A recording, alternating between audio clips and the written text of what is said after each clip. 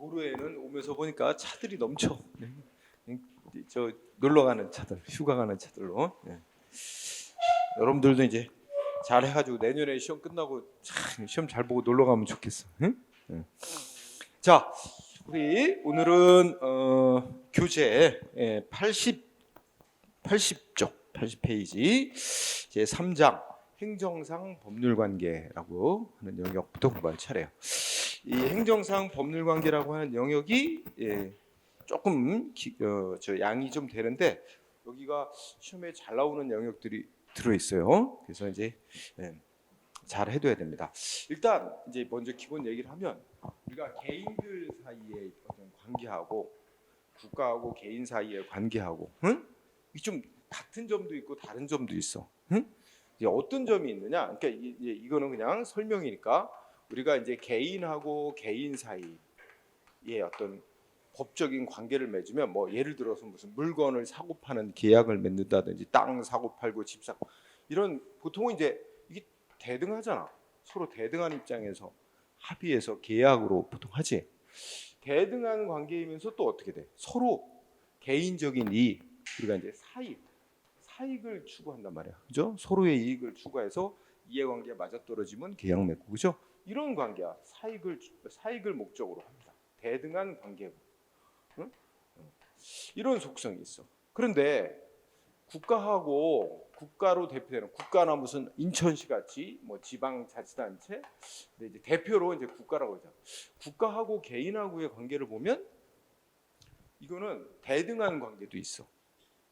그러니까 이제 이게 또 이렇게 표현하면 좀 국가하고 개인 사이의 관계는 대등한 관계도 있고 이게 대등하지 않은 관계도 있어. 응? 그래서 주로 이제 이쪽에 이제 이게 여기는 대등하지 않으니까 뭐라고 표현할까? 이게 이렇게 표현한다. 부대등한 관계. 응? 부대등한 관계를 다른 말로 표현하면 권력적이다. 권력적 관계다.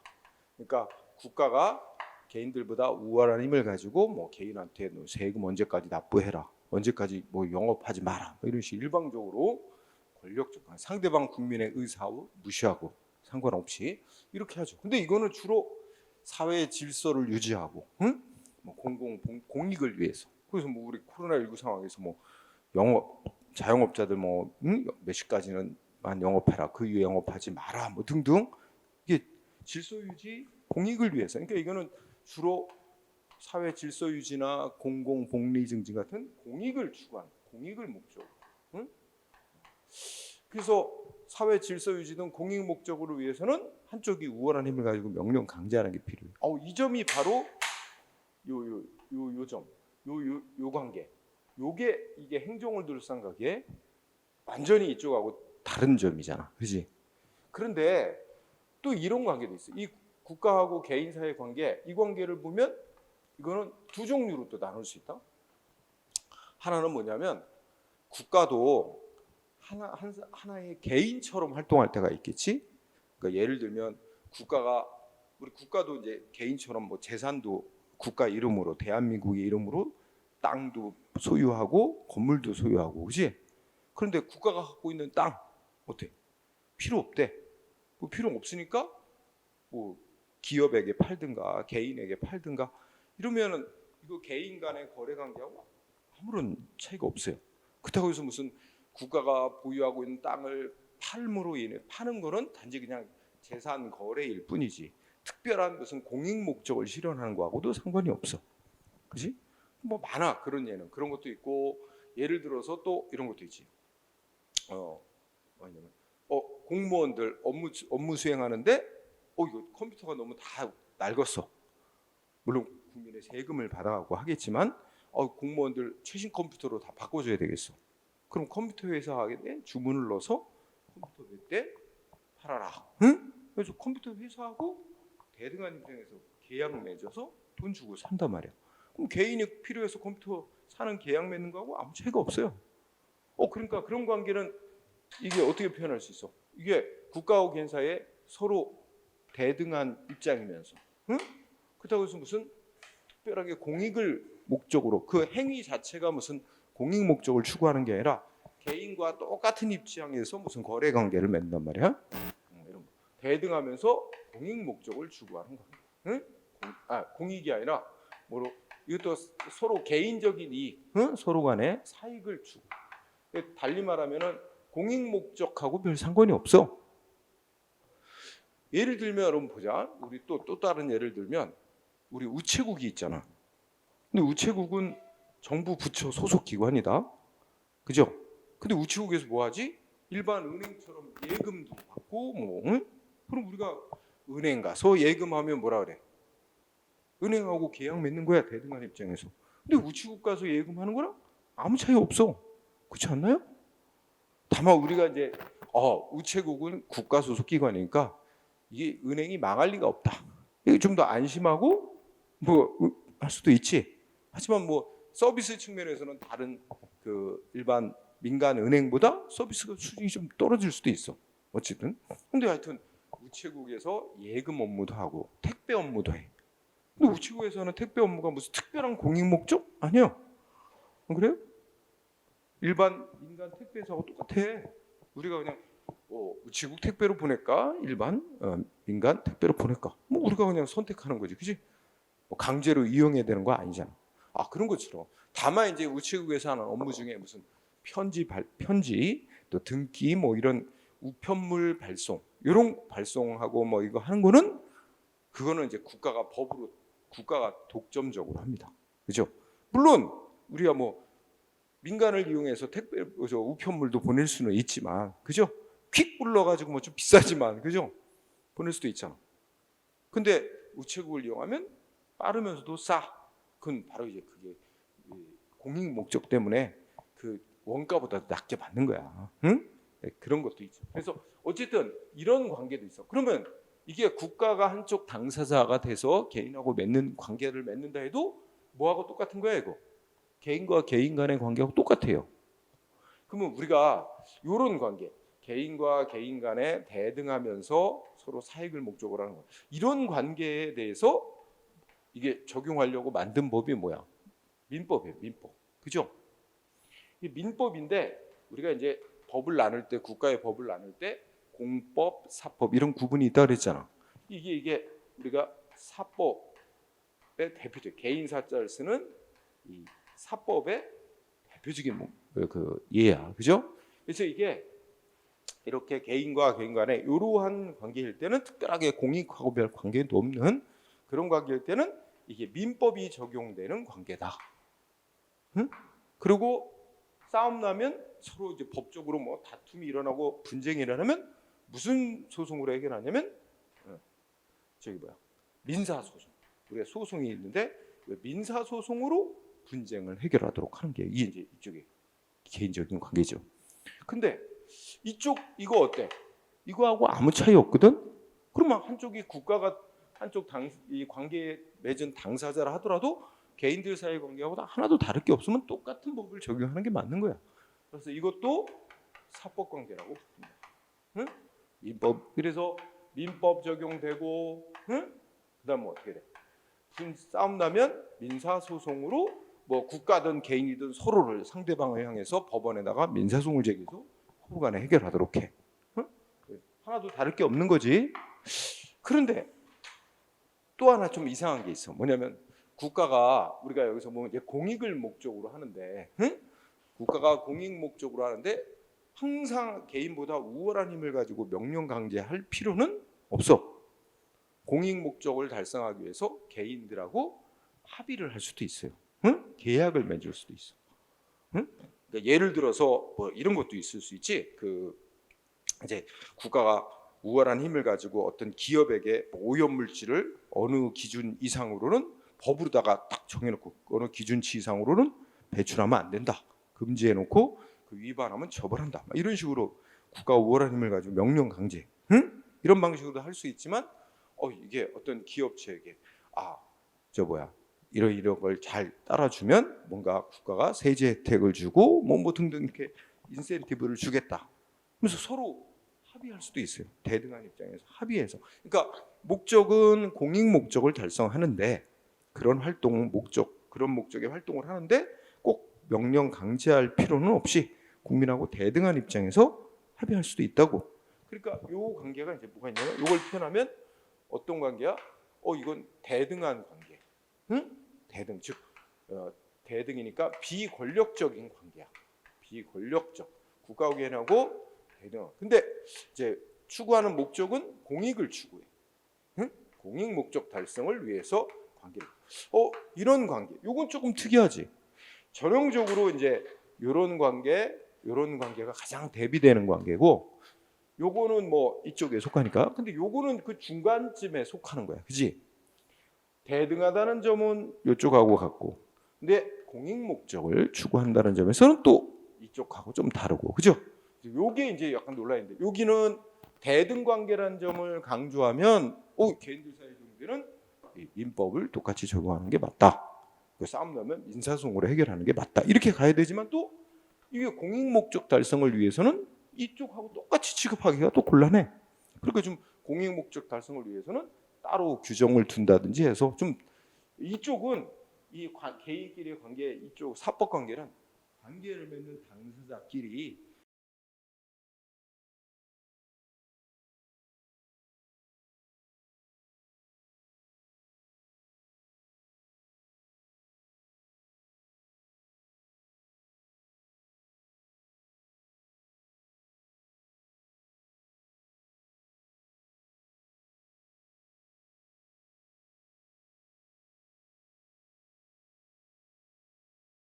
서로 자유롭게 합의 맺는 게 최우선이야.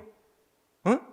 우리가 이제 예를 들어서 개인 간의 계약을 맺을 때 민법 규정 찾아봐. 민법에 따르면 어떻게 하도록 돼 있나 찾아봐서 그에 맞춰 하나? 아니란 말이야. 그런 거 다 몰라도 그냥 뭐 말로다가도 합의해서 계약할 수도 있고. 좀 말로 하는 게 조금 나중에 딴소리 할까 봐 불안하면 계약서라고 문서 똑딱 정해진 양식도 없어요. 당사자들이 형식이나 내용이나 뭐 자유롭게 하는 거야. 그냥 뭐 우리가 이제 A4 용지 하나에다가 계약서 이렇게 하고서는 뭐 누구하고는 이렇게 뭐로 하기로 계약을 맺었다. 몇 월 며칠 그리고 서로 도장 찍고 사인하고 그죠? 그럼 계약서야. 딱 정해진 형식이 없어. 근데 좀 불안하니까 뭐 어떻게 쓰는 거 잘 모르면 인터넷 쳐보면 계약서 일반적인 양식 뭐 이런 거 내려받아서 그냥 거기다가 맞춰 쓰기도 하지만 딱 정해진 양식이 없어요. 그래서 민법에서는 이 사법관계에서는 대원칙이 뭐냐면 당사자의 의사를 최우선으로 칩니다. 이런 걸 뭐라 그러냐면 사적 자치 원칙이라 그래. 사적인 자치. 그러니까 관계 맺는 당사자끼리 자유로운 의사로 어떤 내용으로 합의할지, 어떤 형식으로 할지 뭐 등등 본인들의 의사를 최우선으로 치고 만약에 본인들의 의사가 불분명해. 그래서 뭐 싸움이 나고 막 이러면 이제 그 문제를 해결하기 위해서 비로소 민법 규정을 끌어들여서 이렇게 당사자의 의사가 불분명하고 다툼이 있으면 이렇게 해결한다라고 하는 게 있습니다. 그 우선적으로 이쪽 관계는 법을 먼저 보는 게 아니라 당사자의 의사를 먼저 그게 최우선이고 그 당사자들의 의사가 불분명하거나 그래서 싸움이 났을 때 비로소 이제 민법 규정을 가지고 그 분쟁을 해결한다. 근데 이쪽은 우리가 법치행정 그러잖아. 행정 문제에 있어서는 법대로 해야 돼. 그 법이 어떻게 돼 있나에 따라서 뭐 국가 측의 공무원이든 개인이든 법에 맞춰 행동을 해야 돼. 다르지, 그죠? 자유롭게 하는 게 아니야, 그죠? 그럼 이쪽도 그래. 이쪽은 기본적으로 대등 관계에서 이쪽하고 속성이 있는데 또 공익 목적 달성을 위해서는 좀 제한이 필요해. 응? 그죠? 그래서 예를 들어서 요새로 따지면 뭐가 있을까? 저거 한번 요새만 전기요금 좀 올리지? 근데 사실 전기를 생산해서 공급하는 건 한국전력공사잖아. 한국전력공사는 소위 공기업이라고 불리대. 사실 국가가 운영하는 거나 마찬가지야. 응? 국가하고는 별도의 법인으로 만들어놨지만 국가가 이제 거의 다 돈을 다 대고 국가가 뭐 이렇게 그 공기업 사장도 다 대통령이 임명한단 말이야. 이런 식으로 되니까 이게 만약에 민간 기업이 전기, 수도 이런 걸 다 만들어 공급한다 그러면 어떻게 되겠어? 응? 아마 전기요금 엄청 올릴 걸? 지금 전기요금이 우리나라 싸단 말이야. 생산 원가보다도 싸게 받는단 말이야. 왜 그래? 모든 사람들, 가난한 사람들 다 전기 기본적으로 쓸 수 있도록 요금을 싸게 하지. 그죠? 대신에 거기에 대해서 뭔가 이제 적자 보는 국민의 세금 같은 거라든지 이런 걸로 좀 메워주면서 그죠? 이렇게 운영하잖아. 그거 다 이 공익 목적 때문에 그래. 순전한 사기업에만 맡겨놓으면 사기업은 이윤을 목적으로 하기 때문에 자기네가 생산 원가에다가 이윤까지 얹어서 이렇게 공급을 하게 되면 결국 돈 없는 사람들은 이용을 못하게 돼. 그런 문제가 있잖아. 일상생활에 꼭 필요한 그런 공공 서비스로 그죠? 그런 거에는 이제 국가 법을 만들어 개입을 해가지고 이제 요금을 낮게 받도록 한다든지 그죠? 뭐 이런 식의 개입이 필요하지. 그러니까 이거는 공익 목적 달성 때문에 완전한 자유, 개인 이 당사자끼리의 관계에서 완전한 자유가 인정될 수는 없고 공익 목적 때문에 뭔가 제한, 통제가 필요합니다. 이런 관계가 있지. 응? 그래서 우리가 이제 앞으로 공부해 나가는 거의 중심은 이겁니다. 이렇게 공익 목적 달성에서 국가가 우월한 힘을 가지고 명령 강제하는 관계가 가장 전형적인 관계. 근데 이것도 이제 조금 개인들 사이의 관계하고 다르니까 조금 다른 점이 있으니까 이 둘을 중심으로 공부를 하는 거야. 응? 이쪽은 국가가 관련돼 있어서 국가가 한쪽에 관련돼 있어도 별도로 검토할 필요가 없어. 특수성이 없어. 이미 이쪽하고 똑같은 관계니까 이쪽에서 확립된 논리에 따르면 되는 거야. 민법의 논리에. 응? 그러니까 이거는 별로 우리가 검토할 필요가 없어요. 그래서 이쪽에는 공익 목적 달성을 해서 어떤 이쪽 관계와는 어떤 다른 특수성이 있어야 되는 거야. 이쪽은 이제 주로 공익 목적 이쪽이 전형적인데 이쪽은 뭐겠어? 이거는 개인들 사이에 자유롭게 뭐 하는 이런 게 적용될 수 없다. 응? 다 법에 따라 해야 된다. 이래가지고 이쪽은 주로 우리가 공법이라고 하는 게 전형적인 게 이제 헌법, 행정법. 응? 이쪽을 이거 법에 적용을 공법을 적용받고 그다음에 어떻게 분쟁이 생기면 행정소송으로 싸우게 합니다. 응? 행정소송으로. 근데 이쪽은 좀 애매해서, 그지? 약간 논란이 있어. 애매해서 이게 전형적인 게 이런 관계를 뭐라 그러냐면 이렇게 공법을 적용받고, 즉 공법 다르면 조금 좁히면 행정법을 적용받고 분쟁은 행정소송으로 해결하도록 하는 이런 관계를 이른바 공법관계라고 칭합니다. 응? 그래서 전형적인 공법관계가 이런 권력적인 관계고, 요거는 양쪽 성격을 좀 아울러 갖고 있는데 이것도 이쪽으로 넣어서 논의합니다. 보통 특성이 있으니까 공익목적. 자, 이런 얘기. 그래서 여러분 책에 큰 제목이 뭐라고 돼 있어? 행정상 법률관계. 그러면 자, 뭐 의와 종류, 개설, 의는 별거 없어요. 그냥 쉽게 행정을 둘러싸고 맺는 관계다. 법의 적용을 받아서 맺는 관계다. 이런 식으로 생각하고. 자, 지금 내가 얘기한 거 종류 얘기했어. 그죠? 그 밑에 쌍가루 2번 종류를 보면 이제 동그라미 1번에 보면 행정을 둘러싼 이게 가장 넓은 말이지. 행정상 법률 관계는 이것도 읽고 지나가. 행정조직법적인 관계와 행정작용법적 관계가 있다. 그렇지? 이게 읽고 지나가요. 우선 간단히 얘기하면 행정조직법적 관계는 국민하고의 관계가 아니고 예를 들면 뭐 대통령하고 뭐 장관과의 관계, 응? 뭐 대통령과 어느 뭐 행정안전부의 관계. 요새 말이 많은 뭐야? 행정안전부하고 뭐 경찰청하고의 관계, 응? 국민하고의 관계가 아니라 행정조직끼리의 관계, 행정기관들끼리의 관계 있지. 이거를 우리가 또 더 세분화하면 뭐 행정안전부라는 정부 부처 내에 무슨 과 이렇게 있을 거 아니야? 그럼 부처 내의 기관들 간의 관계 이런 거야. 이건 국민들하고의 관계가 아닌 거, 그지? 행정조직법적 관계하고 그다음에 행정작용법적 관계는 국민하고의 관계야. 그러니까 행정작용을 하면서 국가하고 국민하고 맺는 관계. 응? 우리의 관심사는 작용법적 관계라고 하는 데 있어요. 그러니까 국민하고 맺는 관계에 그래서 일단 그죠? 그다음에 우리가 이제 조금 좁혀서 행정상 법률 관계는 행정작용법적 관계를 말하는데 동그라미 2번에 보니까 이렇게 행정작용을 하면서 국가와 국민 간에 맺는 관계는 지금 말한 대로 어떻게 해요? 크게 공법 관계와 사법 관계 이렇게 둘로 구분할 수 있다. 응? 그렇지? 그러니까 국가가 한쪽 당사자가 돼서 뭔가 국민하고 관계를 맺는 거에 아까 말했듯이 공법 관계와 사법 사법관계가 있을 수 있다. 그지? 이거 있을 수 있잖아. 응? 그리고 공법관계는 다시 어떻게 돼? 응? 공법관계는 조금 아까 얘기했지. 이 관계 어떤 관계? 요거 국가가 우월한 힘을 가지고 명령 가지고 권력적인 관계와 요거는 이제 비권력적인 관계. 관리 관계라고도 불러. 관리 관계. 예? 여러분들 그 동그라미 2번만 그거 체크. 요 페이지에서 동그라미 2번만 체크. 동그라미 2번에 출발의 시작머리가 행정작용법적 관계 그랬죠? 그거를 조금 다른 말로 바꾸면 행정상 법률관계, 좁은 의미로 행정상 법률관계는 어떻게 나온다고? 공법관계와 사법관계로. 응? 그 다음에 공법관계는 다시 뭐와 뭐로? 권력관계와 관리관계. 관리관계는 다른 말로 비권력적인 관계. 응? 이렇게 나눌 수 있다. 동그라미 2번. 이거 말로 표현한 거 밑에 박스 안에 표 있지?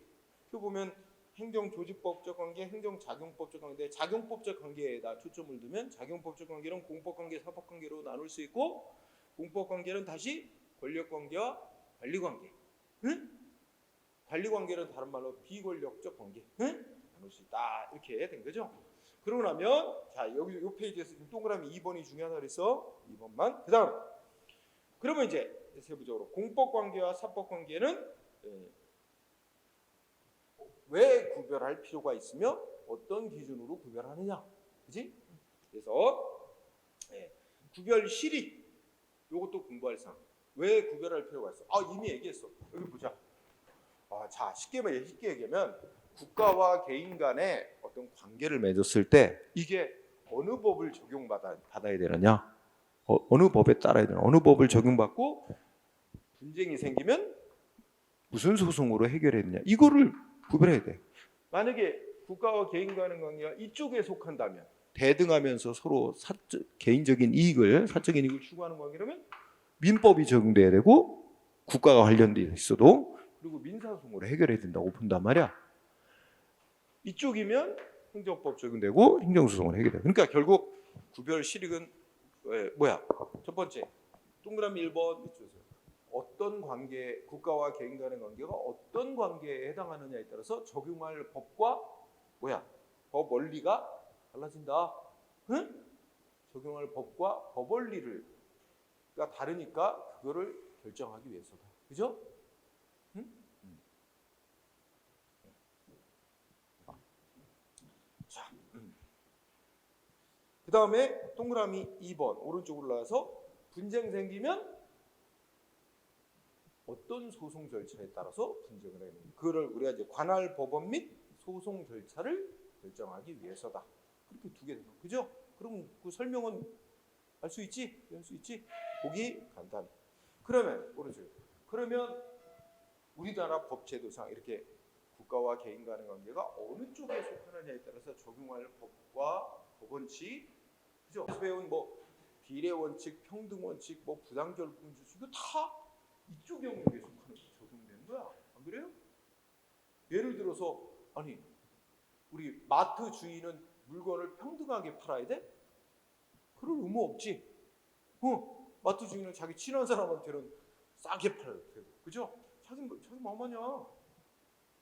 어떤 마트가 다른 마트보다 물건 비싸게 팔더라. 손님들이 안 가지. 자유 경쟁에 맡겨놓는 거지, 그지? 근데 국가가 제공하는 서비스 높게 받으면 누구나 거의 독점에서 제공하는 건데 그거 다 따를 수밖에 없잖아. 이거는 좀 다르지, 그죠? 자유 경쟁 시스템 맡길 수 없는 거잖아. 자, 쌍가리 번 구별 기준 공법관계에 속하냐 사법관계에 속하느냐는 자 1차적 첫째 줄 가장 첫 번째 기준이 뭐야? 1차적 기준 이쪽 법이 어떻게 성하느냐, 관련 법이 어떻게 되냐, 관련 법. 응? 그러니까 국가와 개인 간의 어떤 관계를 맺는데 그 관계에 대해서 정해놓은 법이 이런 성질, 국가가 이런 공익 목적을 달성하기 위해서 국가가 무슨 활동을 하도록 정해놨고 국가가 개인들보다 우월한 힘을 가지고 명령 강제하도록 해놨어. 그래서 안 들어먹으면 또 뭔가 국민한테 제재를 가하고 불이익 주도록 이렇게 돼 있으면 그건 당연히 딱 공법 관계다 이렇게 말할 수 있다는 거예요. 반면에 이런 성격은 서로 대등한 관계다가 특별한 공익 목적을 추구하는 관계가 아니면 사법 관계다. 그래서 가장 첫 번째 1차적인 기준은 법이다. 관계된 법의 내용과 성질. 이게 법. 만약에 불분명하면 이렇게 법 규정이 그래서 동그라미 1번 읽어보면 그냥 읽고 지나가. 관련 법령의 내용이나 성질이 국가가 우월한 힘을 가지고 국민에게 지배적이고 윤리적, 공익적 또 자율적으로 뭘 관계 맺는 게 아니라 원하지 않아도 타율적으로 이런 관계를 맺도록 정해놨다면 공법 관계로 그 반대의 성질을 가지면 내용 사법 관계로 볼 수 있다. 근데 법이 명확치 않더라도 그 법 규정이 추구하는 관계 맺는 목적이라든지 국가가 무슨 목적을 위해서 이렇게 무슨 활동을 하도록 정해놨느냐 이런 걸 보고 판단할 수 있다는 거지. 그래서 동그라미 2번 보면 첫째 끝에 이것도 외우지 마.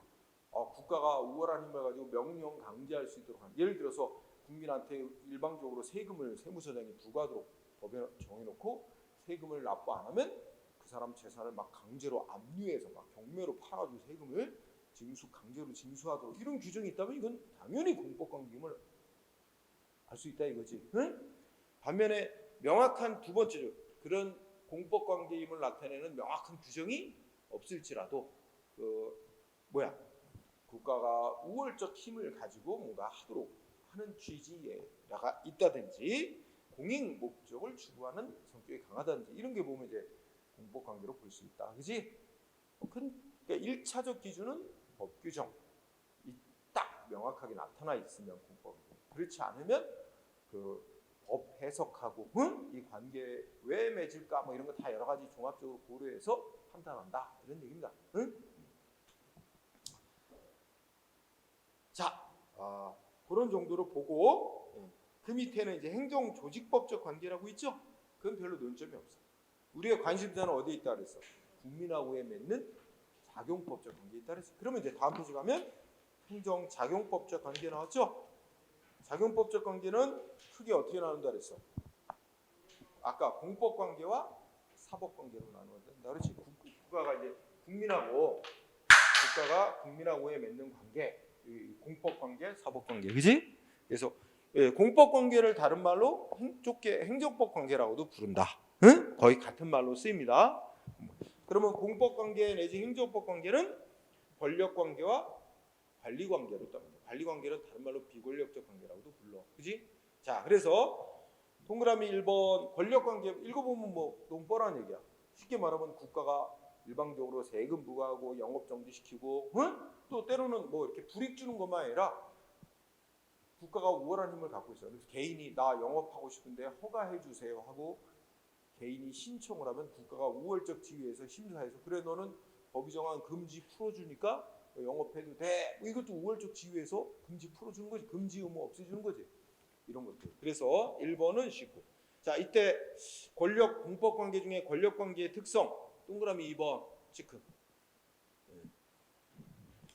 공법관계 중 권력관계는 첫째, 우리가 법치행정원칙상 법률의 엄격한 구속을 받습니다. 우리가 법률의 엄격한 구속받는 거 우리가 앞에서 배운 거 따지면 법률의 근거가 있어야 명령 강제하는 거, 법률 유보, 또 법에 어긋나는 행위 절대로 안 되고, 법률의 엄격한 구속받고 둘째 끝에 아직은 잘 모르더라도 국가가 하는 행위에는 특수한 효력이 인정됩니다.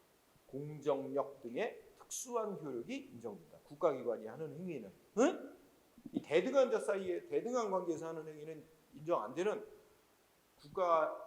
특수한 효력이 인정돼요. 예를 들어서 국가가 세금을 부과했어 개인한테.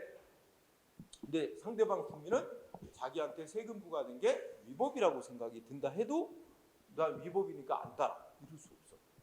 일단 위법이라고 생각이 들어도 일단 복종, 일단 따르래. 그래서 세금 내라. 일단 세금 내놓고 행정소송을 제기해서 세금 부과 조치가 위법이니까 없던 일로 취소한다 결정이 나와야만 이제 그러면 냈던 세금 이제 세금부가 취소돼서 없어지고 냈던 세금 다시 되돌려받고 이런 방법. 근데 개인 간에는 어떻게 돼? 누가 나한테 너 나한테 돈 빌려갔으니까 돈 갚아라 요구를 해? 나는 난 다 갚았는데 갚으면 없는데? 그럼 어떻게 해야 돼?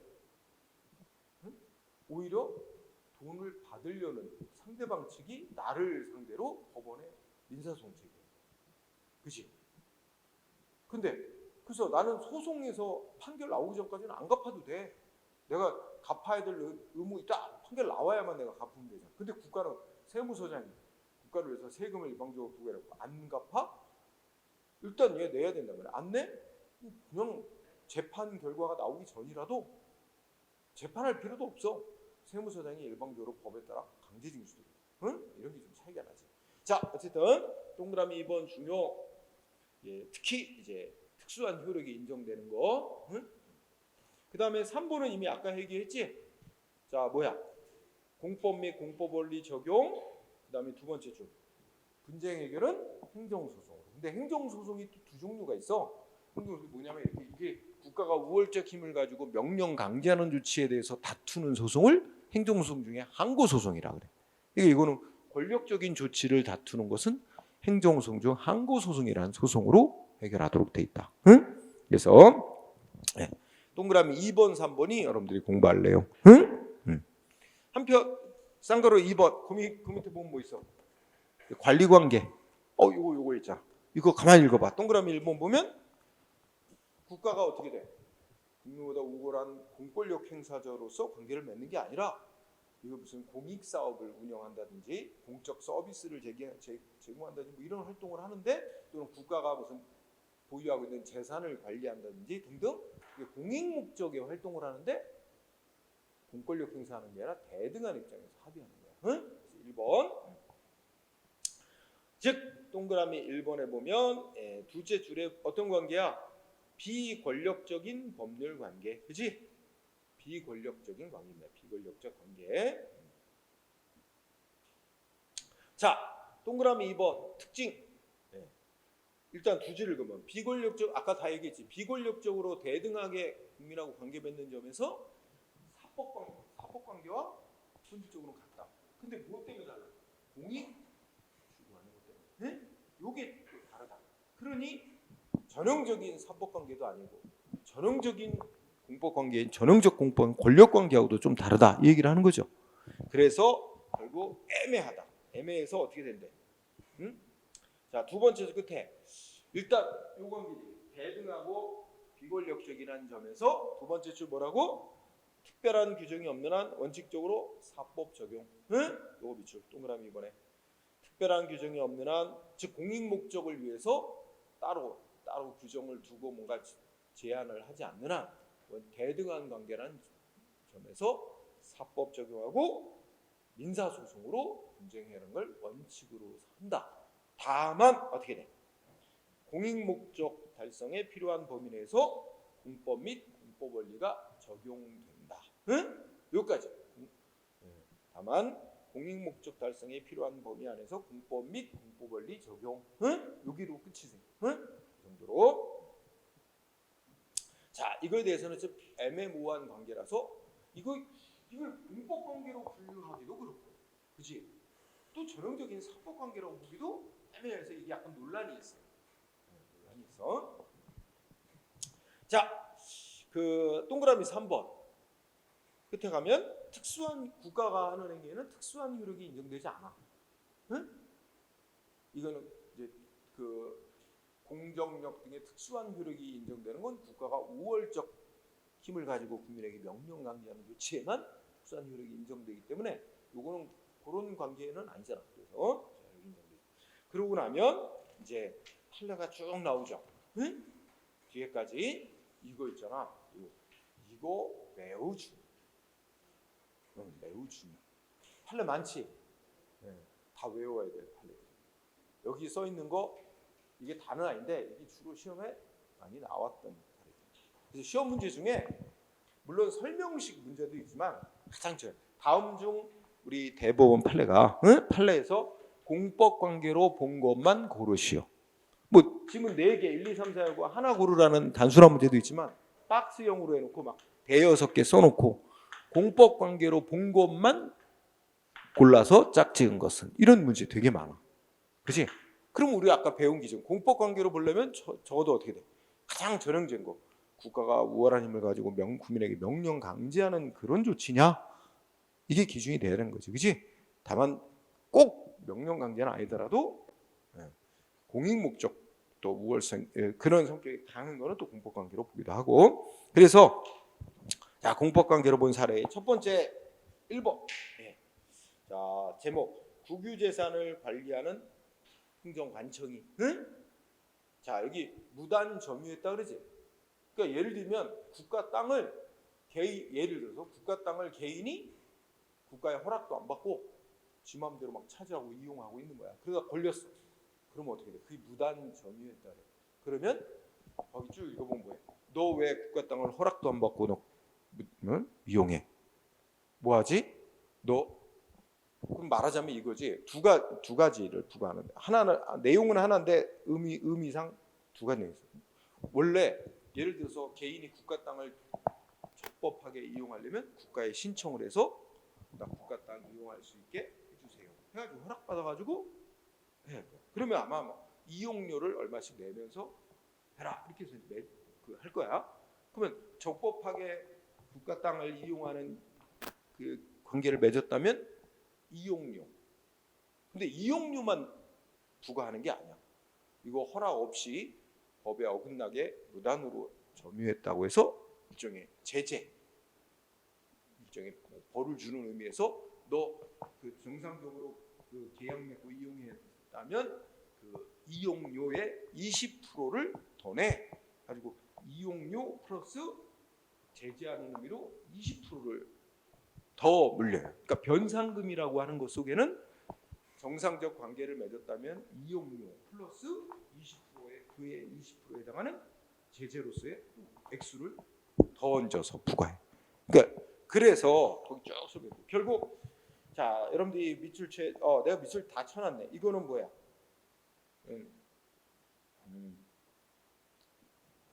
그 셋째 줄에 보면 뭐라고 돼 있어? 징벌 그냥 읽어. 징벌적 의미에서 뭐 하란데? 벌을 주는 의미에서 국가 측이 일방적으로 20 이하라는 게 20%야. 그 정상적인 계약을 맺고 사용했다면 이용료에다가 20%를 추가하여 징수토록 하고 있대. 그 징벌하는 의미지 국가가 우월하는 의미. 그리고 안 내면 또 법이 뭐라고 그랬대? 안 내면 행정기관이 일방적으로 뭐하게? 재산을 압류해서 경매로 팔아가지고 강제로 징수할 수도 이런 규정이 있는 걸 보면 결국 이거는 대등한 입장에서의 어떤 사경제적 거래 관계로 볼 수가 없고 그거는 국가기관이 그래서 마지막 이거는 관리관청이 공권력 가진 우월적 지위에서 행하는 것으로서 행정소송 대상이 되는 권력적인 조치, 즉 행정처분이라고 봐야 한다. 마지막 문장 중요. 응? 1번. 그 다음에 또 2번 가면 입찰 참가 자격 제한 처분이라고 있지. 야, 이거는 몰라. 입찰 참가 자격이라는 게 이제 이런 거 있잖아. 그 예를 들면 뭐 국가든 국가기관이든 인천시든 무슨 뭐 예를 들어 인천시 청사를 새로 짓는데 그렇다고 이제 공고를 하지. 그러면 여러 건설업체들이 우리가 그 공사 따겠다. 이거 신청하잖아. 그게 입찰이야, 입찰. 응? 그치? 자기네들이 정부 공사를 따겠다고. 또 정부 공사 규모가 또 크잖아. 그 정부 공사 따내서 공사 맡으면 잘하면 어떻게 돼? 우리가 이렇게 정부로부터 인정받은 기업이다. 홍보하기도 좋지. 자기네 실적도 쌓이고, 그지? 그러니까 경쟁이 치열해. 근데 입찰 참가 자격을 제한한다는 건 뭐야? 어떤 기업에 대해서 니네는 건설회사라고 쳐. 니네는 뭐 근로자 안전조치 제대로 미흡해서 사망사고가 꽤 있었네. 얼마 전에 우리 아파트 붕괴된 현대산업개발 이런 거 있잖아. 그거 막 사고 몇 번 터지고 사람도 많이 죽고. 얘네들 정부 공사 참여 몇 년간 제한. 그러면 그 업체들은 불이익을 받는 거냐? 정부 공사를 따낼 수 없게 되는 거냐? 그지? 그런 조치를 입찰 참가 자격 제한이라고 하는 거예요. 응? 그래서 이제 거기에 방가로 1번은 1번 끝에 보면 국가기관이나 방가로 2번 지방자치단체 장이 어떤 기업체에 대해서 너네는 국가나 지방자치단체가 행하는 공사에 몇 년간 참여 못해. 참가 자격을 제한하는 조치 있지. 이거 뭐래? 이거는 우월적 지위에서 상대방 기업에게 일방적으로 불이익을 주는 조치란 말이야. 응? 그러니까 이거는 행정처분이라는 조치다. 당연히 공법관계 행정소송으로 쌓아야 돼. 그지? 한편 방가로 3번에 보면 한국수력원자력 주식회사가 나오지. 이거 사실 요거는 이제 뭐 이렇게 뭐 공기업이라고 표현할 수 있어. 응? 공기업이 이렇게 어떤 특정 기업에 대해서 입찰 참가 자격 제한하는 조치는 두 가지 유형이 있어요. 공기업이 어떤 이 상대방이 기업인데 예를 들어서 대등한 입장에서 니네하고는 거래 안 해. 이런 대등한 입장에서 하는 것도 있을 수 있어. 그는 사법관계에 해당하는 것도 있을 수 있는데 어떤 경우는 법에 의해서 우월한 그 행정 권한을 부여받아서 하는 경우도 있어요. 그래서 이게 두 종류로 나뉘어. 공기업이 어떤 기업 자기네가 공기업에서 하는 어떤 공사에 참여 몇 년간 못하게 하는 거 있지. 이거는 두 종류로 나뉘어. 그것이 법적인 권한을 받아서 하는 게 있고 그냥 그런 법적인 행정 권한을 부여받아서 하는 게 아니라 그냥 사기업끼리 대등한 관계에서 뭐 하는 거. 근데 이거는 이제 한국수력원자력 주식회사가 특정 기업에 대해 입찰 참가 자격을 제한한 조치는 요거는 공권력 행사인 행정처분으로 인정한 사례. 응? 여기 두 종류가 있는데 거기에 해당하는 거지. 자, 3번. 요거는 농지개량조합이라는 어떤 공공단체하고 거기에 근무하는 직원의 근무관계 뭐야? 이 민법상 그러니까 사법상의 근로계약 관계가 아니라 우리 공법상의 특별한 권력 관계래. 그러면 직원이 만약에 농지개량 조합 직원이 있었는데 직원이 해고를 당했다. 그럼 행정소송으로 싸워야 된다는 얘기야. 민사소송이 아니라. 그렇지? 다 그다음에 4번 되게 잘 나온다. 4번도. 하여튼 잘 나오는 것도 있어요. 거기 보면 청원경찰 나왔지? 청원경찰이 우리나라 두 가지예요. 청원경찰은 이름만 경찰자가 붙지 신분은 경찰 공무원이 아니에요. 응? 그런데 이제 그 청원경찰이 일반 그 은행 같은데 일반 사기업인 은행에 고용돼서 근무한다. 그러면 이거는 사법상의 근로계약을 맺은 거로 보고 인사소송으로 싸워야 돼요. 해고되고 그러면. 응? 근데 국가나 지방자치단체에 고용되어 근무하는 청원경찰은 신분은 공무원은 아니에요. 응? 경찰 공무원 아니야. 하지만 이제 이 국가나 지자체에 고용되어 근무하는 청원경찰에게는 여러 가지 공무원에 관한 규정들이 거의 많이 적용되게 해놨어요. 그래서 이 억울하게 해고당하고 그러면 징계받고 그러면 행정소송으로 쌓아야 될 문제로 봤어요. 일반 저기하고 달라요. 일반 청원경찰하고 다릅니다. 4번. 자, 5번은 그렇게 잘은 안 나오고 우리가 수도 지방자치단체에서 수도요금 부과하죠. 수도요금 부과하고 징수하는 거 수도료 납부관계 공법관계로 봤다. 또 6번 하수도 있지. 하수도 이용하는 관계. 응? 공법관계. 우리 하수도 이용요금 매달 부과돼요. 응? 그 다음에 7번 여러분 귀속재산이라고 나왔지. 귀속재산이 어떤 재산을 귀속재산이라고 그래? 일제시대에 우리가 일제 총독부로부터 지배를 받았잖아. 일제가 망하고 물러가면서 일제 총독부가 가지고 있던 재산들 있지. 땅이니 뭐 이거 다 이제 대한민국 정부로 귀속이 된 거야. 그걸 일컬어 귀속재산이라고 해요. 응? 일제시대 일제 총독부가 소유하고 있던 재산, 응? 또 이런 거 우리 대한민국 정부로 귀속된 재산. 응? 근데 그 재산을 이제 정부가 그냥 이거 살 사람 해가지고 파는 그런 관계가 아니고 요거는 이제 어떤 공익 목적상 법을 따로 만들어서 특정한 요건을 갖춘 사람들에게만 이렇게 싸게 제공한다 이런 거야. 예를 들어 여러분들이 한국 현대사 시간에 배우는 것 중에 그 일제로부터 넘겨받은 농지를 어떻게 돼? 응? 그 농사 짓는 농민들한테 아주 싼 값에 그것도 뭐 몇십 년간 분할 납부하면서 농지 분배하지.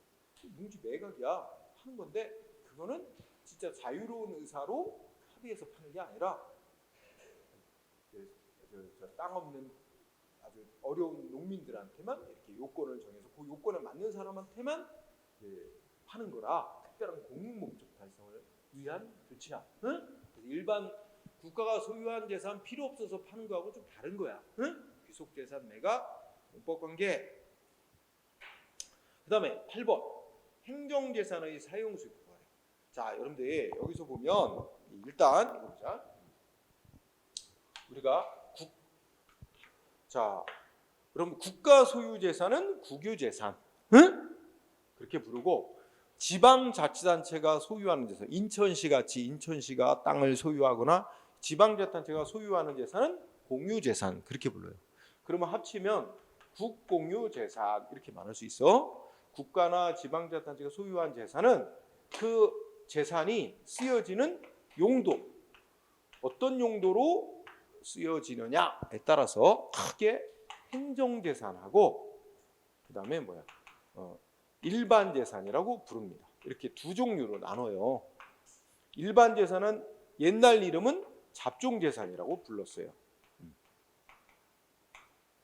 자, 예를 들어보면 이쪽에 행정재산은 국가 땅인데 도로 만들어갖고 사람들 이용하게 제공해. 국가 땅인데 인천시 땅인데 우리가 공무원을 조성해서 사람들에게 이용하라고 제공해. 이런 건 뭐야? 이 행정 목적, 공익 목적으로 쓰이는 재산이야. 이런 거는 행정재산. 근데 국가나 인천시 땅인데 특별한 공익 목적으로 안 쓰는 땅이나 건물이지. 이런 건 일반 재산이라 그래. 응? 그죠? 꼭 땅이나 건물만 있느냐 재산이. 예를 들면 우리 대통령이 타고 다니는 전용 비행기, 대통령 전용 차 있지? 이거 이쪽에 속하는 거야. 행정재산. 근데 대통령 전용차 한 4년 탔다. 그러면 이제 더 이상 대통령 전용차로 안 쓴다. 그럼 이제 용도 변경하는 거야. 행정재산으로 지정돼 있다가 이제 더 이상 대통령 관용차로 안 쓴다. 이렇게 되면 일반 재산으로 바뀌어 용도가. 그 일반 재산으로 바뀌면 개인 재산 사고 파는 거랑 똑같이 돼. 자, 그런데 행정재산은 용도가 뭐로 딱 지정돼 있어? 어떤 특정한 공익 목적에 쓰도록 지정이 돼 있는 거야. 응? 이거는 그래서 행정재산을 특정인에게 원래 행정재산은 있잖아. 그 공익 목적으로 쓰는 거라 두 종류가 있어. 일반 국민들의 그러니까 그 국가나 지방자치단체가 직접 행정 목적에 사용하는 거. 정부 청사라든지 순찰차 이런 관용차들 있지. 이런 거는 이제 행정 주체 자신이 국가 등이 직접 행정 목적에 쓰는 재산이 있고 또 하나는 일반 국민들의 이용에 제공하는 재산이 있어. 행정재산. 어쨌든 근데 행정재산은 그렇기 때문에 특정인에게, 특정 개인이나 특정 기업에게 쓰도록 허용되지 않는 거야, 원칙은. 그런데 예외적으로 거기 읽어보면 그 국공유재산의 관리관청에는 행정재산의 사용수익 허가. 자, 표현이 행정재산 사용수익 허가라고 표현돼 있잖아. 그렇지만 이거는 읽어보면 순전히 사경제 주체로 수행하는 이런 재산 거래 계약 같은 행위가 아니라 공권력 가진 우월적 지위에 수행하는 행정처분. 행정처분이며 셋째 끝에 특정인에게 행정재산을 사용할 수 있는 권리를 부여해주는 특허행위.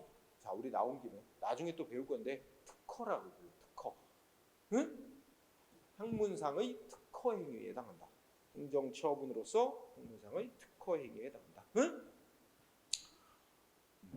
그래서 다섯째 끝에 누구 어떤 개인이 행정재산에 속하는 국가재산에 대해서 나한테 이거를 사용할 수 있는 권리를 달라 하고 신청을 했는데 거부하는 것도 당연히 공권력 행사로서의 처분이다. 이렇게 이어지죠.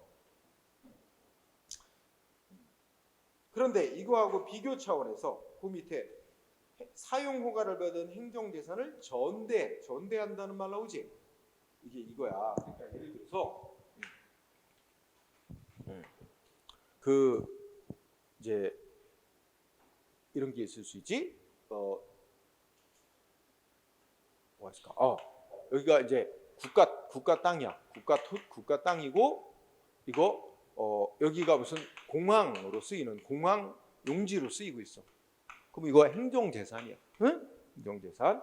그런데 행정재산인데 이거를 이 중에 일부를 A의 신청을 받아 A에게 너한테 사용할 수 있도록 특허한다. 이렇게 내줬어. A에게. 요거는 이제 지금 말한 행정재산 사용수익 허가 특허를 내준 거야. 그런데 A가 이걸 다른 사람한테 다시 계약 맺고 우리가 누구한테 전세를 해줬는데 전세를 얻은 사람이 딴 사람한테 다시 전세를 또 놓는 경우가 있지. 그렇지? 그런 걸 우리가 이제 일상생활에 전전세라고 불러. 세를 얻은 사람이 다른 사람한테 다시 세를 놔. 응? 이것처럼 비슷한 거죠. A가 국가 땅을 특허받아서 사용할 권리를 부여받는데 A가 이걸 딴 사람한테 다시 또 이렇게 계약 맺고 사용할 수 있도록 해주는 거지. 요거는 둘 사이 요 관계는 뭐래? 여기는 특허고, 응? 요거는 뭐라고? 요건 사법상 계약이다. 응? 민법상 계약이래. 그래서 사용 허가를 받은 행정재산을 전대하는 행위는 사법상의 임대차 계약, 응? 사법상 계약이라고 해서 그건 좀 구별하라고 써놓은 거예요. 응? 자 2번 거기도 보면 어떻게 돼? 기부채납이란 말은 그냥 기부라고 생각하면 돼요. 응? 그러니까 어떤 땅이 있는데 어떤 개인이 자기 땅을 좋은 목적에 써달라, 행정 목적에 써달라 이래가지고 기부를 했나봐 인천시에. 응? 그래서 인천시가 기부받은 땅인데 그거를 이제 공원용지나 하여튼 행정 목적으로 쓰는 용도로 지정을 해서 행정재산이 됐어요. 여기도 중요한 단어가 행정재산입니다. 기부받은 재산인데 그 재산이 행정 목적으로 쓰이도록 지정이 된 행정재산인데 그 행정재산을 기부한 자에게 다시 어떻게 돼? 일정 기간 사용 수익할 수 있도록 허용하는 거예요. 전체적으로 묶으면 행정재산인데 기부자에게 사용 수익하도록 허가하는 거지. 똑같아. 이거 특허라고. 특허 처분. 응? 자 들어갑니다. 비슷한 얘기. 3번 행정재산 사용 수익 허가 그 사용 수익 허가 받은 사람에 대해서 사용료 부과. 응? 사용료 부과하는 것도 우월적 지위에서 내라 놔라 하는 공권력 행사로서의 처분이다. 응? 다 연결이 돼 있죠. 특히 단가로 4번이 더 중요해. 시험 잘 나와. 응? 4번 어떻게 분석해야 돼? 자 거기 국립의료원 부설 주차장 딱 제목 나오지. 그러면 국립의료원 부설 주차장이 용도상 국가재산 중 뭐래? 행정재산이야. 응? 국립의료원 부설 주차장은 행정재산. 근데 제목을 보니까 무슨 위탁관리 용역 운영계약 이렇게 있어. 계약이라는 표현을 했어. 그러니까 원래 계약하면은 대등한 관계에서 합의 맺는 거거든. 근데 표현은 계약이라고 했지만 내용을 들여다보니까 이거래. 그 어떤 사람이 국립의료원 주차장을 자기한테 달라고, 자기한테 운영권을 달라고, 응? 신청이 들어와서 말하자면 그래 너한테 주차장 운영권을 준다. 월 얼마씩 납부해라. 응? 하면서 이제 이 독점적인 운영권을 준 행위다 이거야. 신청을 받아서 우월적 지위에서. 그래서 말은 계약이라고 표현이 됐지만 실제 들여다보면 이거는 공권력을 가진 우월적 지위에서 행하지는 행정처분이다. 응? 즉 행정재산을 특정인에게 사용 수익할 수 있도록 허가하는 거다. 표현은 허가지만 특허다. 응? 그래서 이와 관련된 싸움은 행정소송으로 해결해야 된다. 응? 그래서 그 밑에 이제 뭐라고 돼 있냐면 그 아래쪽에 가면 아마 이렇게 됐겠지. 뭐 매달 얼마씩 사용 수익 허가를 받은 자가 주차장 운영권 받았으니까 얼마씩 납부하기로 했었나 봐. 근데 이 사람이 뭔가 안 낸 게 있다는 거지. 그래갖고 그걸 미납한 거 내라 했더니 나 다 냈는데 뭘 또 돈 내라고 하면서 싸움이 났어. 그런데 그 상대방이 그러면 자기는 낼 의무가 없다. 응? 이거 소송으로 싸우려면 무슨 소송으로 싸워야 되냐 이거야. 근데 이 사람이 민사소송으로 싸웠어. 그랬더니 법원의 판결이 뭐야? 이거는 공법관계다. 민사소송으로 싸울 문제가 아니라 행정소송으로 자기는 납부할 의무가 없다라는 걸 행정소송으로 싸워야 된다. 이렇게 말한 거지, 그지? 자, 그 다음에 또 뭐 있어? 9번째, 재개발 조합이라는 게 소위 공공조합이야. 재개발이라는 공공 목적을 공익 사업을 하는 공공조합의 자기가 조합원 자격이 있다는 걸 인정해달라고 다투는 거, 공법상의 어떤 신분 지위 확인해달라고 다투는 소송으로서 공법관계. 응? 여기 두 가지 공부해야 돼, 그죠? 그래서 이거 공법관계고 무슨 소송으로 싸워야 된대. 근데 이거는 공권력 행사 조치 자체가 잘못 위법이라고 싸우는 게 아니고 자기가 공법 관계에서 어떤 그 신분 지위를 가지고 있다는 걸 확인해달라는 것으로서 당사자 소송으로 싸워야 돼. 응? 행정 소송 중에 당사자 소송이라고 있어. 우리가 아까는 저거 했지, 항고소송 얘기했지. 근데 공권력 행사 조치가 있을 때 그 공권력 행사 조치가 위법이니까 이거 취소해달라, 무효로 판결해, 이렇게 싸우는 건 항고소송인데, 행정소송 중에 이제 국가하고 대등한 관계에서 내가 국가한테 어떤 권리가 있다, 내가 국가하고 사이에 어떤 의무가 없다, 내가 국가하고 사이에 예를 들면 나 국가 공무원으로서 신분을 갖고 있다는 걸 인정해달라, 이런 거를 국가하고 사이에서 대등한 관계에서 권리 의무 이거 확인해달라, 실현시켜달라고 다투는 소송은 행정소송 중 당사자 소송. 그러니까 대등 관계, 공법 관계에서 대등 관계를 다투는 소송을 당사자 소송이라는 행정소송이에요. 응? 이제 앞으로 또 공부하게 될 거예요.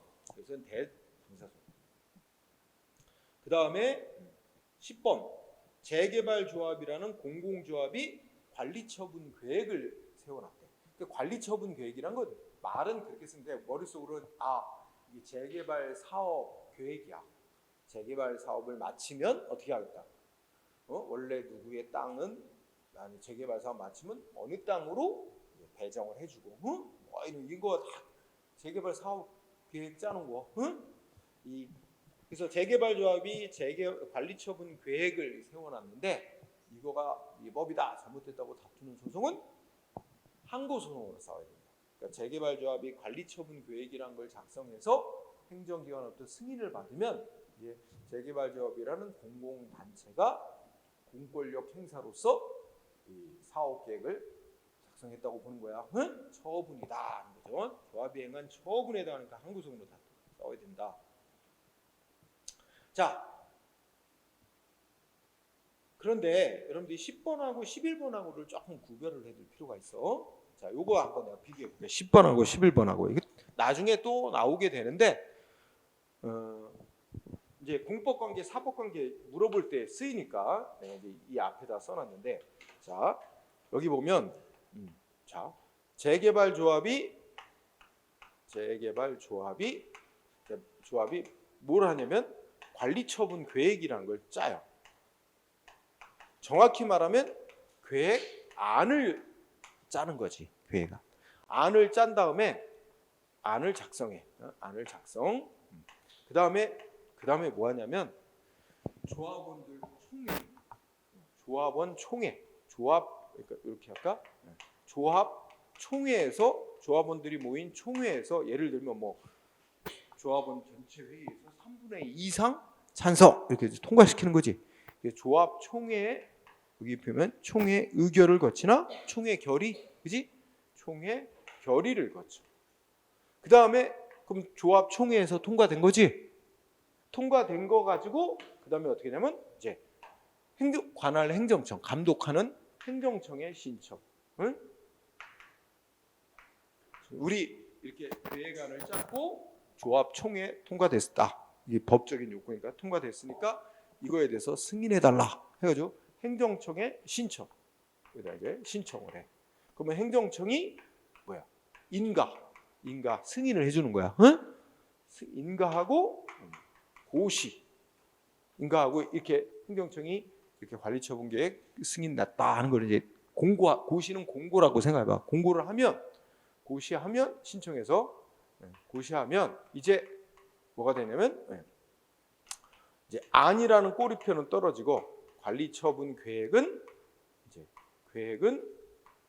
뭐가 돼? 조합이 행한 처분이 된대. 공권력 행사인 처분이 된대요. 이렇게. 응? 이 절차를 일단 알아두세요. 그러면 이거 관리처분 계획은 조합이 행한 처분이 되니까 이걸 다투려면 무슨 소송으로 다투야 된다 그랬어 아까? 그렇죠. 공권력 행사 다투는 행정소송 중에 항고소송으로 다투야 된다 그랬죠? 아까. 그런데 11번은 뭐야? 지금 요 단계에 나갔나 안 나갔나? 요 이후에 나간 건 아니야. 여기까지만 된 단계야. 여기까지. 응? 그러니까 봐. 재개발조합의 어떤 관리처분 계획안을 짰어. 그 다음에 조합원 총회에서 통과됐대. 근데 조합원 중에 누가 이거 엉터리 통과다. 응? 예를 들면 조합원 자격이 없는 자가 이 조합 총회에 참석해서 뭔가 투표를 했다. 응? 그러니까 이거는 엉터리 통과다.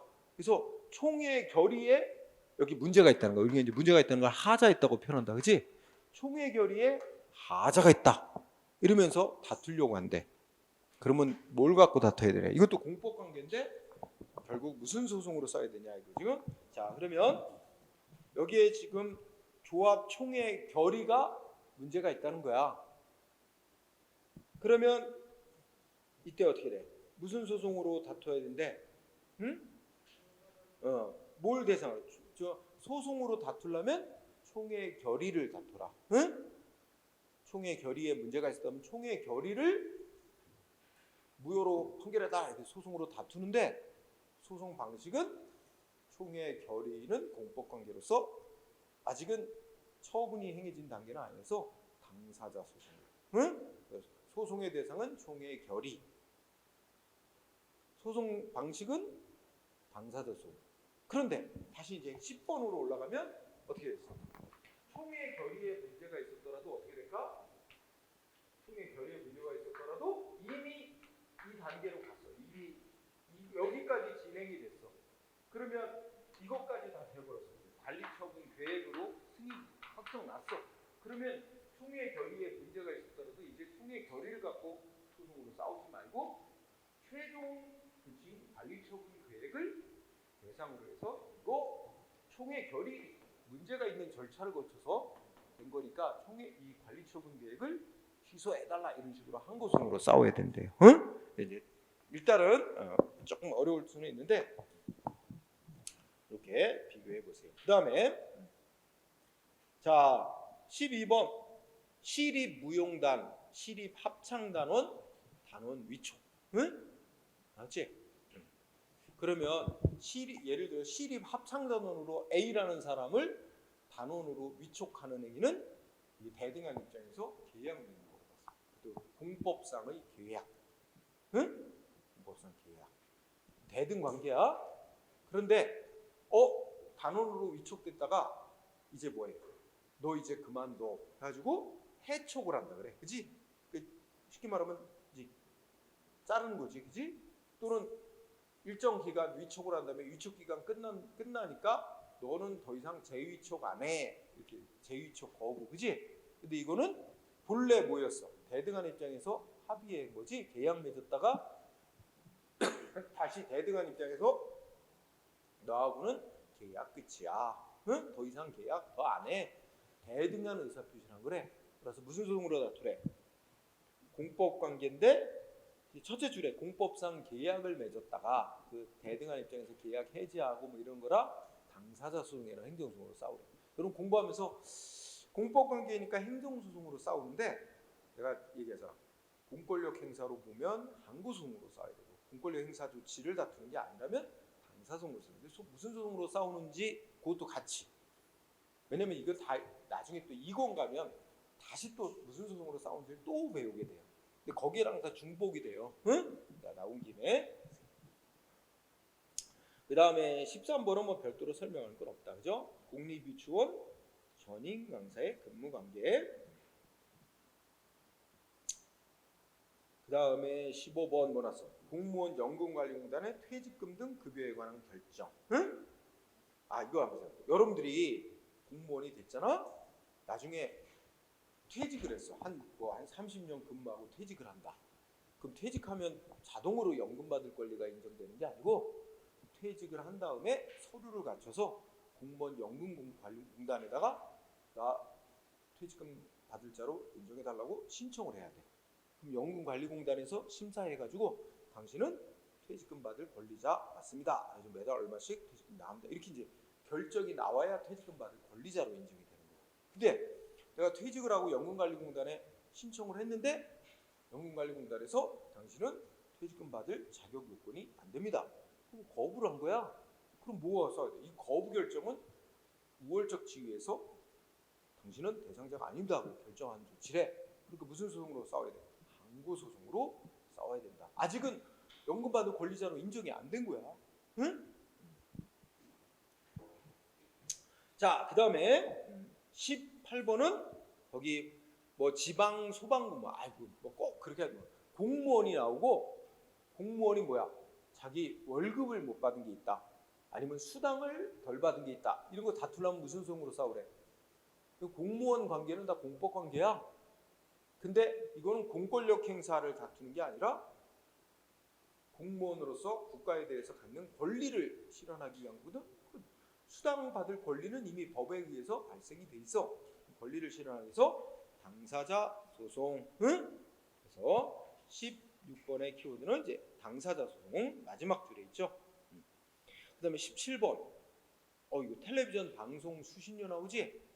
오늘 아침에도 오면서 뉴스 들었는데 요새 또 뭐 그 윤석열 정부에서 권성동 뭐 국민의힘에서 KBS도 뭐 편파 방송이라고 또 물고 늘어지나 봐. 그러더니 무슨 얘기 나오는데 그 KBS 지금 우리 저번에 통치행위 때 얘기했나? 시청률을 지금 한 달에 2,500원씩 그죠? 30년째 지금 2,500원이야 못 올리고 있는데 왜 못 올려? 마음대로 KBS가 왜 마음대로 못 올려?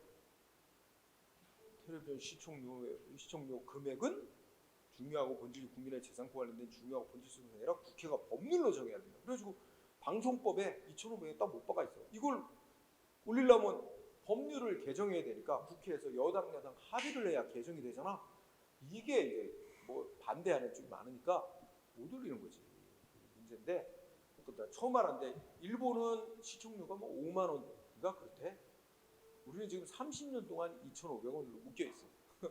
그래서 올려야 된다 뭐 이런 말은 많은데 그게 항상 논란이 이제 여당 야당 간에 비판이 많아가지고 합의가 안 돼서 못 올리고 있는 거지. 응? 근데 그 전에 얘기했지만 그 시청률을 원래 KBS가 부과하고 징수를 하다가 그때 이제 전두환 정권 때 뭐 땡전 뉴스에서 맨날 전두환만 홍보하는 뉴스를 맨날 하니까 9시 땡 하면 그래갖고 국민들이 시청료 납부 거부 운동이 일어났다 그러지. 그래갖고 그때만 해도 시청료 지로 용기로 나왔는데 사람들이 2,500원 안 내. 막 들불처럼 번져나가니까 두구머리에서 나와서 꼼수 부려갖고 어떻게 했다고? 한전에다가 시청료 징수 권한을 넘겨주고 전기요금하고 같이 받도록 한 거잖아. 그 사람들이 시청료는 납부 안 할래요. 전기요금만 내면 이걸 허용 안 하거든. 그러니까 이게 어쩔 수 없이 이제 납부하도록 이렇게 된 거지, 그지? 이렇게 왔는데 요새 아직은 정치권에서 어떤 국회의원이 이거 다시 개정해갖고 KBS 한전이 시청료 징수하지 않고 따로 분리 징수하도록 하겠다. 그렇게 하면 이제 사람들이 어떻게 돼? 시청료를 납부 안 할 수 있도록, 응? 편파 방송을 한다고 생각하면 납부 안 할 수 있도록 그렇게 분리시키겠다. 이런. 맨날 우리나라 정권 왔다 갔다 하면서 맨날 그렇게 얘기해. 응? 될는가 모르겠어. 어쨌든 법률을 개정해야 됩니다. 응? 될는가 모르겠어. 어쨌든 17번 한국전력공사가 텔레비전 시청료를 징수할 권한이 있는지 야 니네가 왜 전기요금 말고 왜 시청료를 니네가 왜 걷어? 응? 이거 다투는 거 그죠? 니네 권한 없어. 다투는 소송은 공법관계고 다만 이거는 시청료를 징수한 거는 이거 안 내면 강제 징수, 재산 압류 막 이렇게 하도록 되어 있습니다. 시청료 부과 징수 자체는 항고소송으로 싸워야 돼요. 그것이 위법이다. 근데 그걸 묻는 게 아니고 한전이 징수권한이 있느냐, 이거 징수권한을 갖고 있는 게 적법이냐, 응? 이거를 다투는 거는 당사자 소송. 그렇죠? 좀 구별해서. 그 다음에 손실보상 청구권이라고 또 나중에 배우겠습니다. 손실보상 청구권. 자, 첫째 끝에 1번 주거용 건축물의 세입자에게 공익사업 때문에 세입자들이 이사를 갈 수밖에 없지. 응? 공익사업이 진행되면 그 공익사업 지역 내에 땅과 건물 갖고 있는 사람은 재산 피해에 대해서 보상금이 나와요. 근데 새 들어 사는 사람은 재산 피해를 보상받는 건 아니고 이사비라든지 이렇게 주거이전비라는 걸 보상을 받는데, 세입자에게 인정되는 주거이전비 보상 청구권은 공법상의 권리고 당사자 소송. 마찬가지로 개인 땅이 하천구역으로 편입돼 버리면 그 땅값 보상받을 권리, 공법상 권리, 당사자 소송. 응? 단가로 3번 공익사업이 시행되는 것 때문에 개인이 하던 사업이 폐지됐어. 응? 그러니까 예를 들어 이런 거 한번 생각해보자. 어떤 사람이 한강에서 모래 채취업 허가를 받아서 모래 채취 사업을 했는데 뭐야 뭐 한다? 무슨 4대강 사업을 한다. 공익사업 한다 그래서 모래 채취업 허가 폐지야. 응? 그럼 그 사업자 공익사업 때문에 재산 피해 입지? 그거 보상받는 권리. 그게 바로 공익사업 때문에 개인이 하던 사업이 폐지됨에 따른 재산 피해 보상받은 권리. 그것도 공법상 권리, 당사자. 손실보상 청구는 다 공법상 권리로 당사자성으로 청구된다고 그래. 자, 19번은 넘어가 되고 20번. 네. 20번은 국가나 지방자치단체가 보조금을 징수하는 권리. 그지? 자, 그래서 우리가 무슨 뭐 얘들 보면은 그런 기사 옛날에 다는 아니겠지만 어떤 유치원에다가 무슨 보조금 줬는데 원장이 막 엉뚱한 데 돈 쓰고, 그죠? 이거 적발되는, 그죠? 그거 반환해라. 안 내면, 반환 안 하면 재산 압류 들어가고 강제 징수하도록 법이 정해놨다. 그래서 공법 관계, 그죠?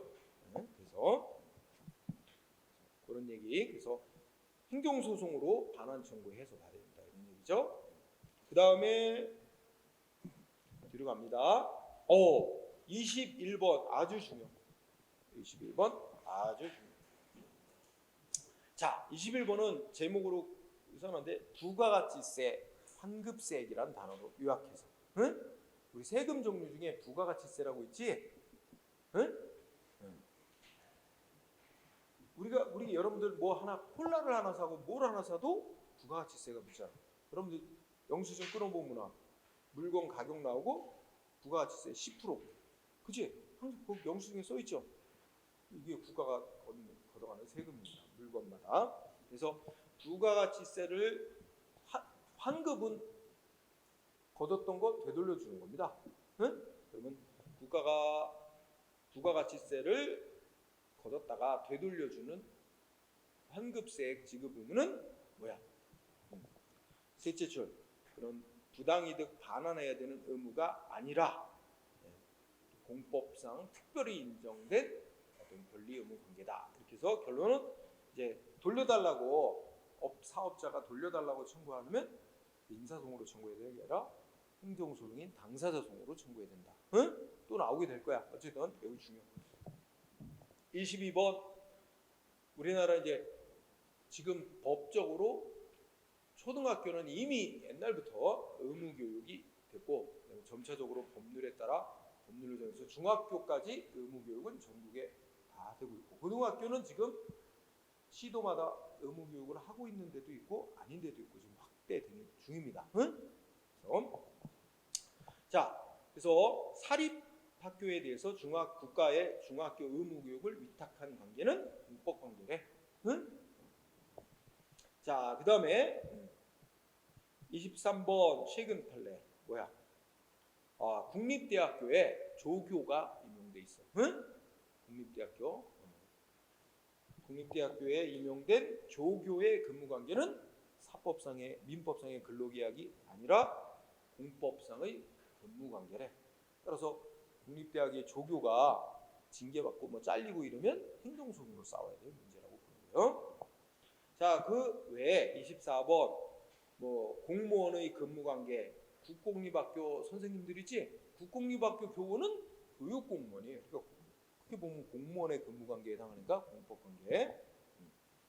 자, 그 다음에 몇 개 나옵니다. 응? 지방 전문직 공무원 조금 나옵니다. 자, 이래서 공법관계로 분류된 거. 여기 뭐 하는 것들이 시험에 많이 쓰였던 것들이에요. 이 이외에도 있지만 적어도 여기 나온 것들은 꼼꼼히 체크를 해야 됩니다. 응? 자, 그래서 일단 시간이 많이 갔는데 공법관계, 그래서 권력적 관계인 거 있고 비권력적인 관리 관계에 해당하는 것도 있었습니다. 이렇게 보고요. 그 다음에 반대로가 사법관계입니다. 응? 그래서 사법관계 얘기를